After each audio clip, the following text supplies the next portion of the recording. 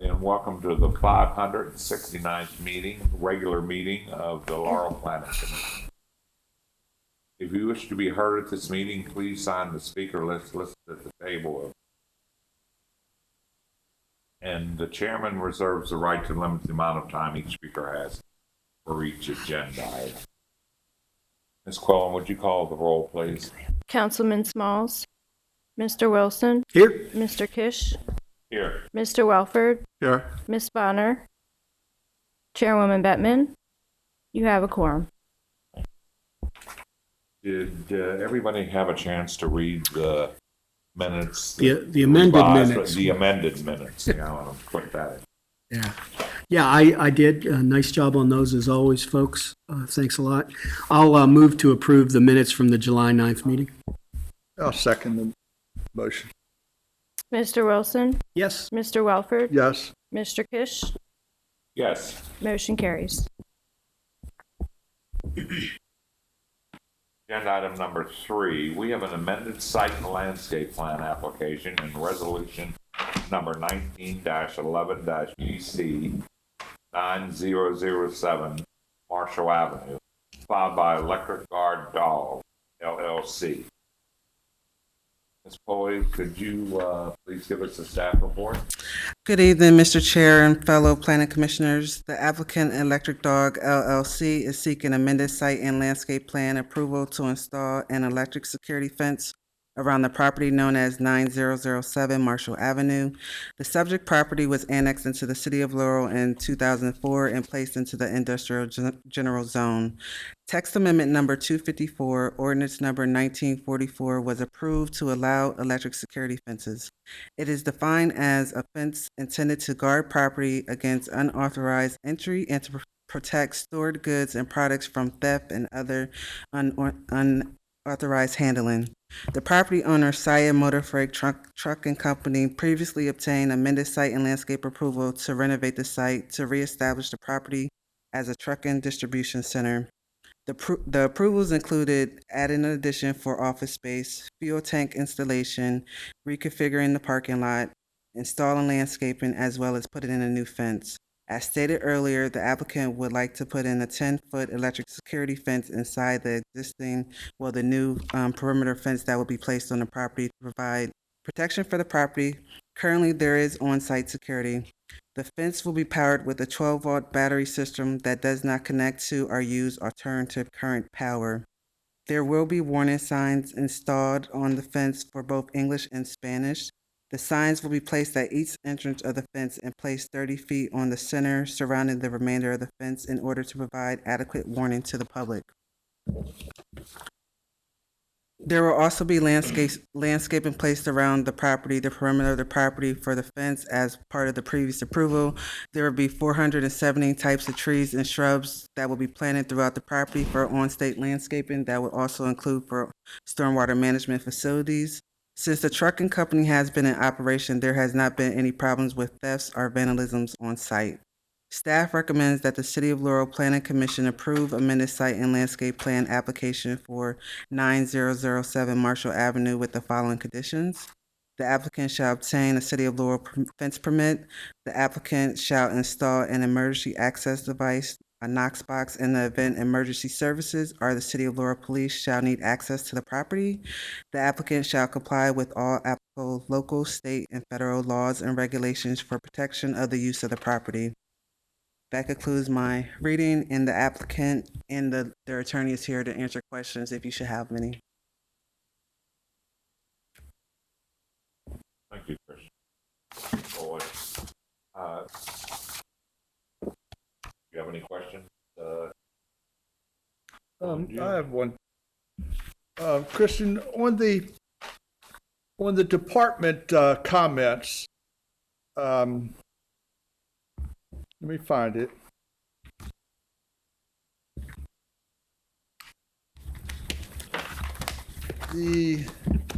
I think it's here it is. The Department of Public Works reserves the right not to respond and perform any emergency work at this location after the installation of the electric fence.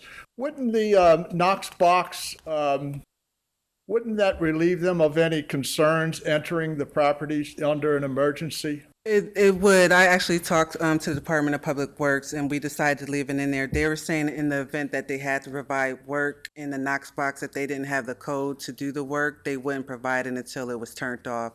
So since they had sent their comments in, I didn't want to alter their comments regarding it, but they would do the work if they had the code or if someone from the city was able to disarm the fence. So you're just leaving it in there, just more or less just to cover them. True, and I didn't want to alter their comments from the record. Okay, thank you.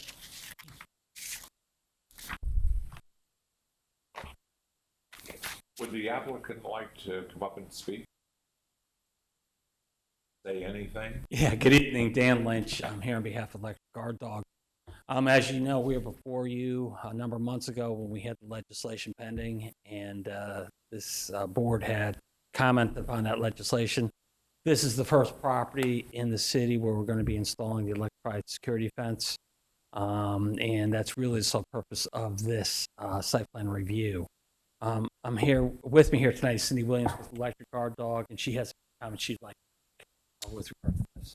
Good evening, Cindy Williams with Electric Guard Dog. Just in response to the question you asked, the system is an alarm system, just like you can easily turn an alarm on and off in your house. So the people on site at SIA have the ability to turn that on and off with a code, separate from the Knox box. So just to point out that it's not just the Knox box that can turn it off. Anybody from there are people at the business that will be able to turn it on and off also. Along those lines there, while we're on the Knox box, will one box control both gates? There's only one gate. I thought there was an outer fence and the inner electric fence. There is, and it's a standalone system except for on the gate because you don't want a separate gate. So we do attach to the gate. Again, the gate, the perimeter gate, the outside gate is still not electrified, but we do swing with the gate or move with the gate, however the gate works. So it's not a separate gate that they have to open. It moves with the existing gate.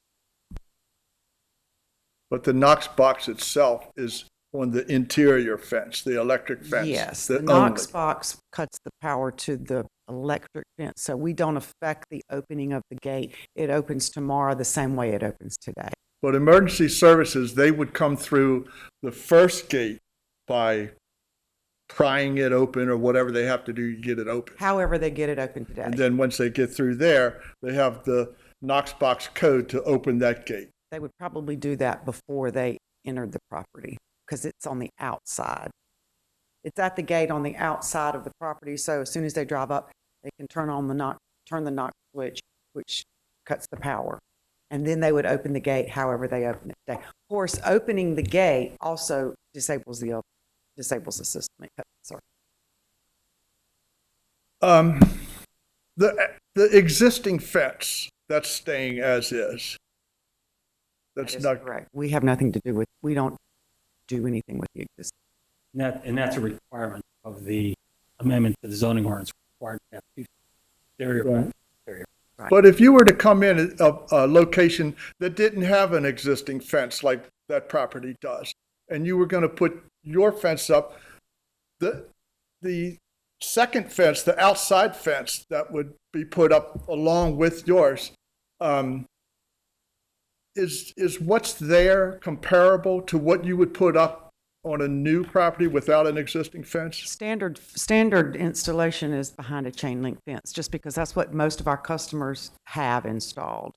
But we can go behind a mason, there's some customers that have a masonry wall or a wooden fence or whatever they have, a metal fence. We can go behind anything. But we will not install without a perimeter fence in existence. So you don't install a perimeter That is fence. correct. So I guess my question is, Christian, is that existing fence that's there now is so grown over with weeds, basically. If they put their signs every 30 feet, their warning signs, they won't even, well, would they go on the exterior fence or only on the electric fence, the warning signs? They have to go where they're visible. Yeah, So depending on, what it is, but typically it would be the exterior. they wouldn't or even what's be visible the way that exterior fence is today. One quick thing too is they have to have vegetation control. For, there can't be vegetation growing into our fence, so they have to have some type of control on their vegetation on the perimeter fence. Can we see that they clear that fence? I mean, it's pretty, have you seen it lately? It's pretty covered all the way around.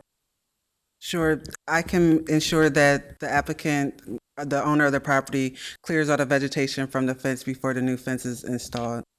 And in addition, we're going to be installing additional landscape. So as part of that, that vegetation will be out. Thank you. Any other questions? No. Thank you very much.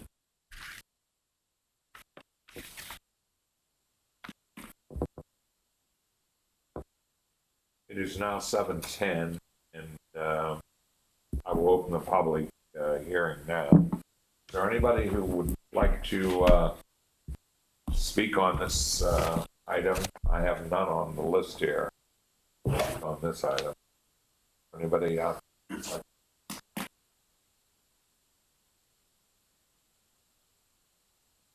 Yeah, I will close the meeting at 7:11.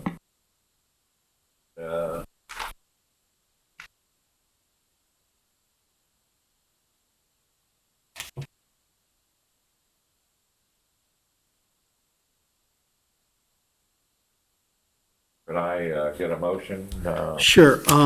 Let me make a motion to approve the amended site and landscape plan application and the resolution number 19-11-PC for 9007 Marshall Avenue as filed by the applicant with the provision that the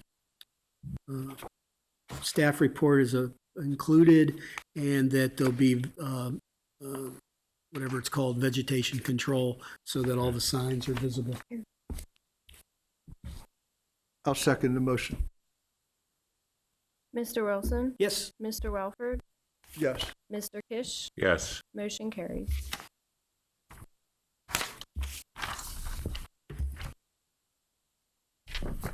Thank you.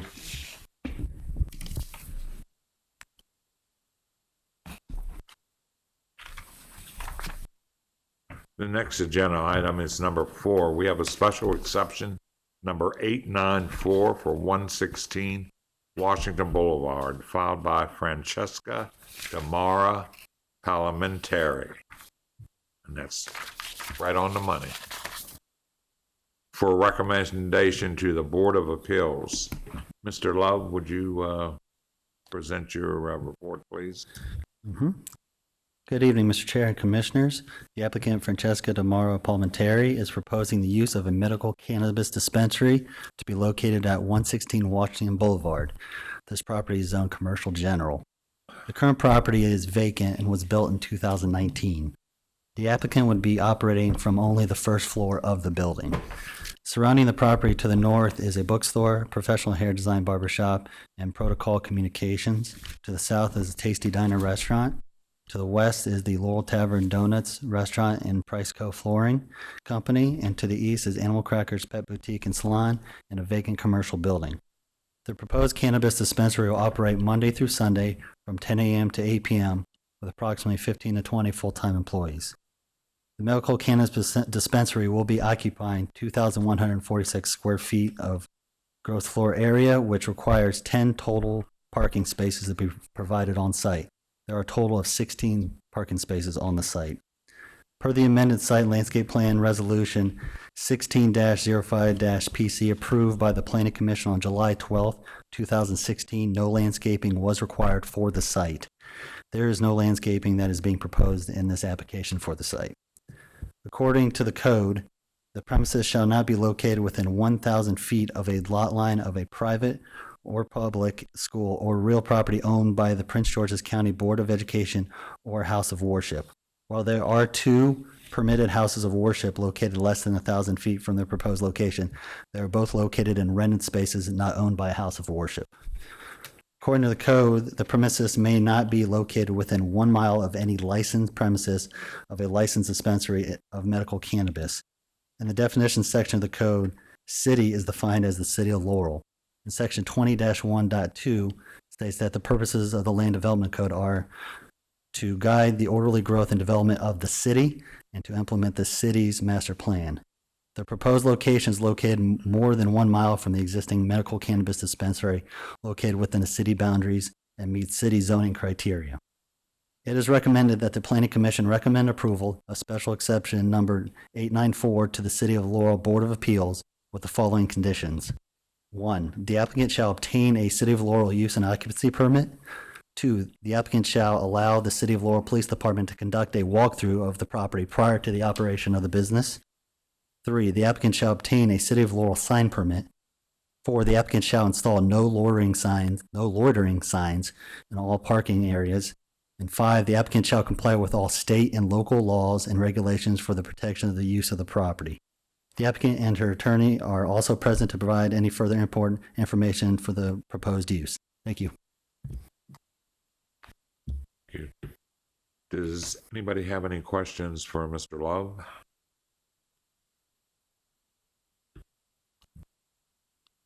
Mr. Love, just as a dispensary can't be 1,000 feet from a church or school, can a church or school move into the area within 1,000 feet in the future? If this is approved at this, then that would make this a non-conforming use at that, and they would still be able to operate. Now, if something else that were to come in, a different dispensary in that location, then no, they would be subject to the 1,000-foot rule.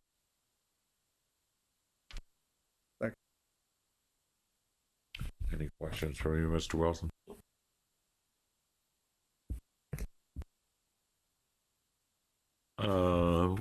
Would the applicant like to say anything at this point?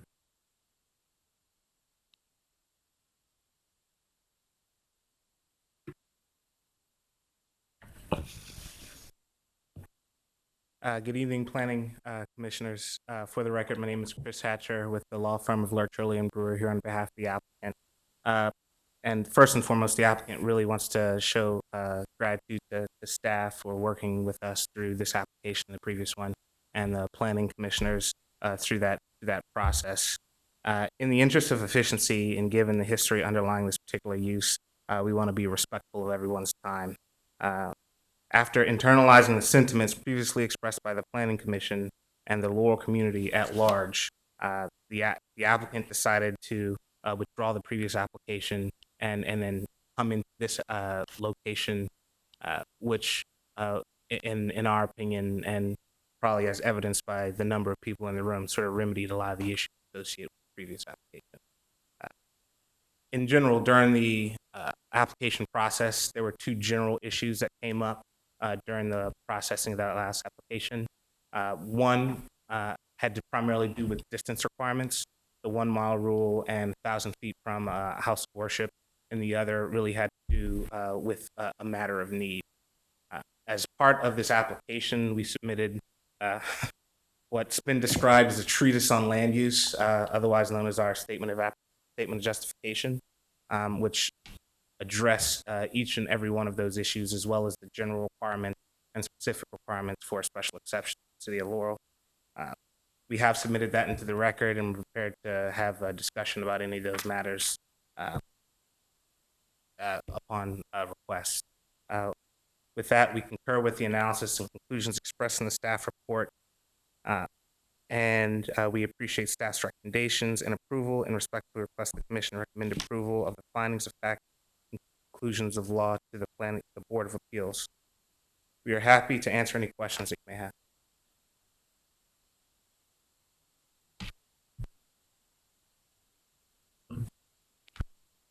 Well, I have a question later on.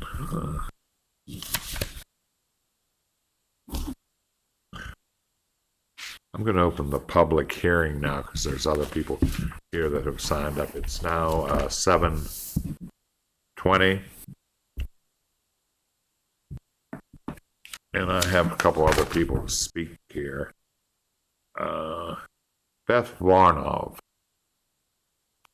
please state your name and address for the record. My name is Beth Varno, 14654 Cambridge Circle, Laurel, Maryland.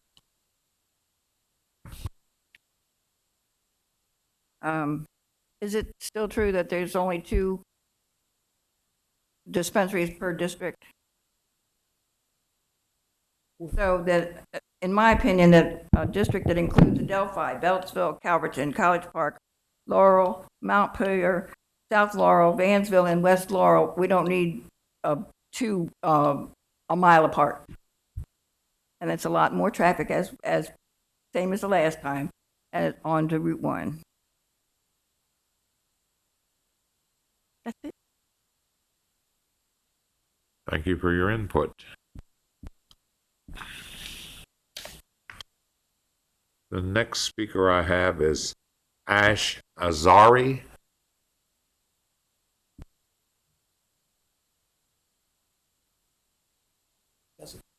Oh, you have no. Then the next one I have signed up is Francesca DeMauro-Palminteri.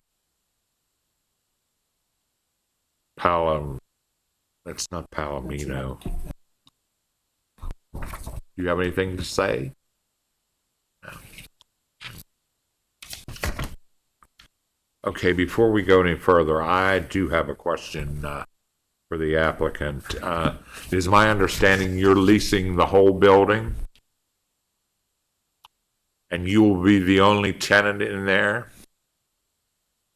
There will be no tenant. You said you were going to use the first floor. What about the second and third floor?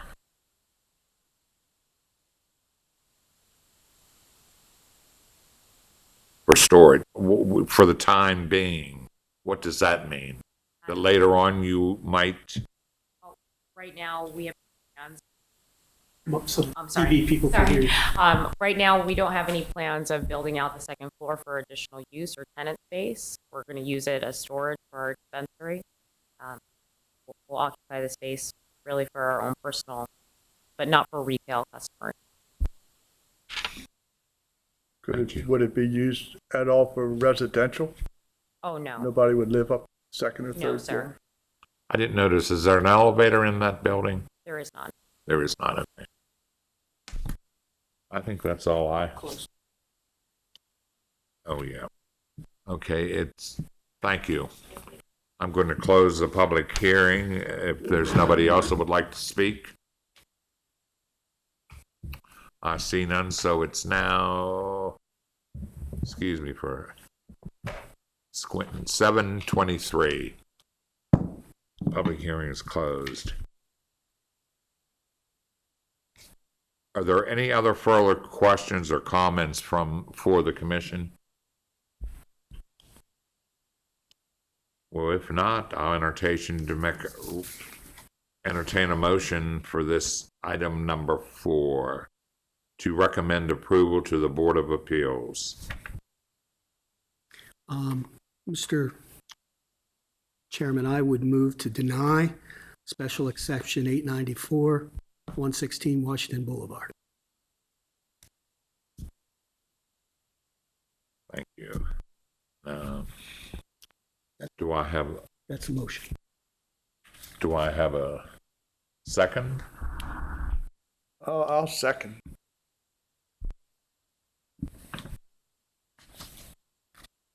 To deny. Please second call the Mr. roll, Wilson's please. I'm sorry? I'm seconding Mr. Wilson's motion. Okay. Mr. Wilson, Oh, yes. Mr. Welford, No. Mr. Kish, Yes.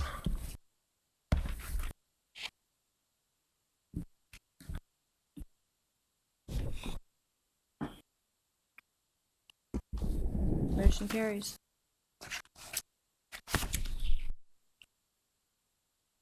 Okay, if there's no other business on the agenda,